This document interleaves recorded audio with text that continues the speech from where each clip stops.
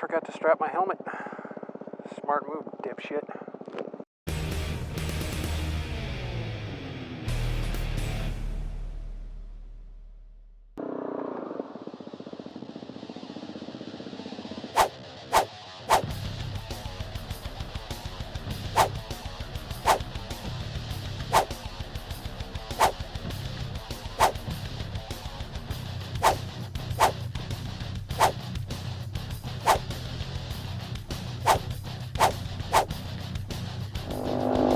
So I had planned to ride my Vulcan out to the bike meet tonight, and I was going to do a whole video on whether or not the Vulcan S is a good beginner bike. And that would have been my second attempt to make that video, because I had planned on doing it, was it 2 weekends ago, and I had it all scripted, what I was going to say and all that, oh shit, all that stuff. And when I got to where I was going, started recording and everything, and I just couldn't keep my thoughts straight or nothing like that, so everything was just kind of a mess. So I got kind of frustrated, and then when I went home and started listening to the audio, what I thought I'd recorded on my audio recorder, it just wasn't there, because somewhere after I had taken off, after I left my house, not too long after that, the audio splitter cable going into my voice recorder screwed up, and I lost pretty much everything that I was kind of talking about on my way to the spot where I was going to record it, and a lot of the stuff when I was there recording it, it was just cutting in and out, so that frustrated me, and I pretty much gave up on it. Was having a bad day. Check that guy out. Poor bastard. So I was having a bad day, and I decided to just go out and do some riding anyways, and that was my last video that I put up with Vulcan S throttle therapy, was a direct result of that frustration. And that video was easily, I had an hour and 40 minute worth of video that I basically cut down to 10 minutes because I was just frustrated, and so I wanted to go for a ride and kind of clear my head and stuff, and I was bitching about all kinds of stuff. And nobody really wants to hear that. And then later on that day, after I'd calmed down, is when I did my my Grom video, top speed Grom video, and that one actually turned out pretty cool. So at the end of the day, I was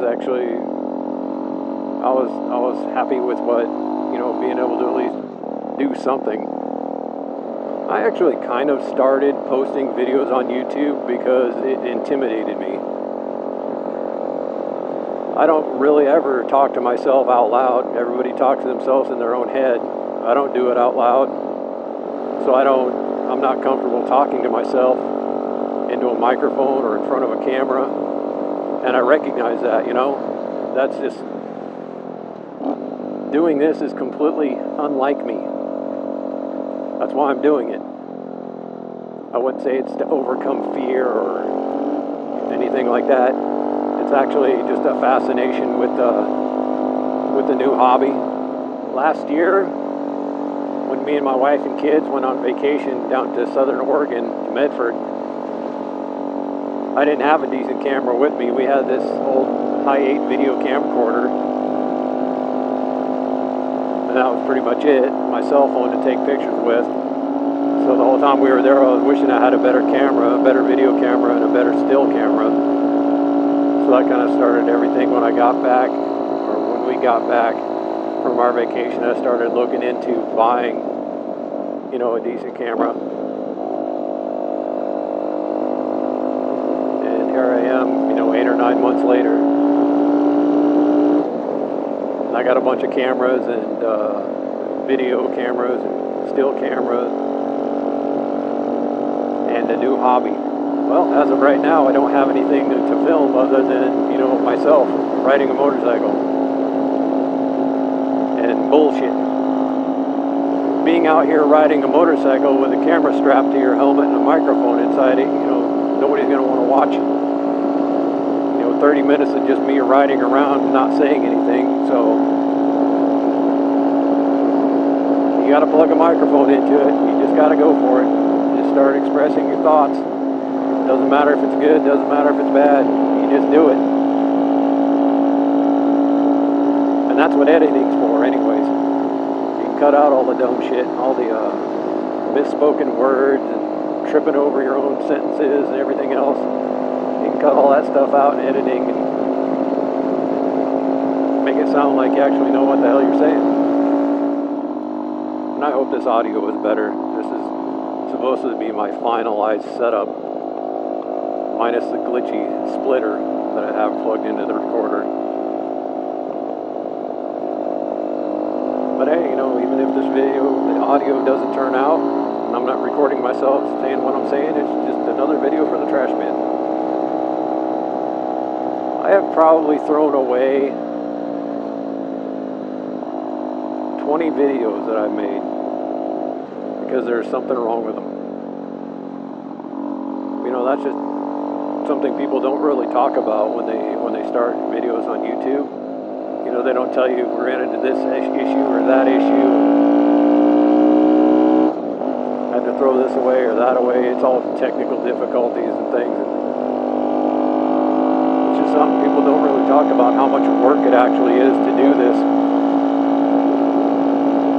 You know, just getting set up, putting the camera on your helmet, rigging up the microphone and getting everything ready, your batteries and all that stuff, and turning everything on and syncing things up. It's quite a bit of work.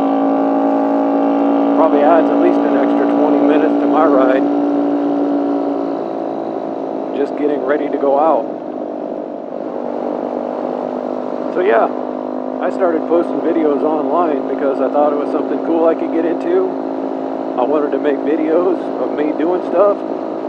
First and foremost, the reason why I wanted to start doing it is kind of documenting memories. So, because I don't have all that great of a memory, so I figured if I record as much stuff as I can and put it on YouTube, it's always going to be there, right? So when I'm old and gray and I want to kind of reminisce about the old days, whatever you want to call them, I can get on YouTube and check out some videos. But like everybody else, at first when you post videos on YouTube, you're really apprehensive about it. You're afraid of being judged, the rejection, or just, you know, nobody's going to watch your videos. And I had the very same feelings when I, you know, put my first video up there. And for the most part, nobody really did watch it. It was about this local band called Tempest from, you know, my hometown here. And it's been up there for 8 or 9 months now. It's only got like 160 views, which isn't too bad. Don't get me wrong. I appreciate people watching it. But, you know, it was just one of those things where just slowly crawling up. Slowly crawling up. And then the next 2 videos that I put on there were videos from cemeteries where me and my wife and kids had gone to and kind of looked around because we kind of like doing that. And those only have like, I think 24 or 42 views or something like that, really low. And I don't care about that because those videos were specifically made just as a documentation of a memory. And I'll continue to make videos like that, but they're not going to be put on my channel. They're going to be put on my wife's channel because we're going to start one for her.